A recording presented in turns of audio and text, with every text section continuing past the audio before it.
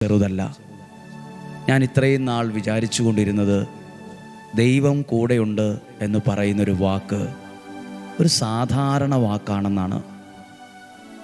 പക്ഷെ ഒരാൾ സാക്ഷ്യം പറഞ്ഞു, അച്ഛാ, ദൈവം കൂടെയുണ്ട് എന്ന വാക്ക് ഒരു സാധാരണ വാക്കല്ല, അതൊരു ജീവിതത്തെ പിടിച്ചു നിർത്തുന്ന അത്ഭുത വാക്കാണ്.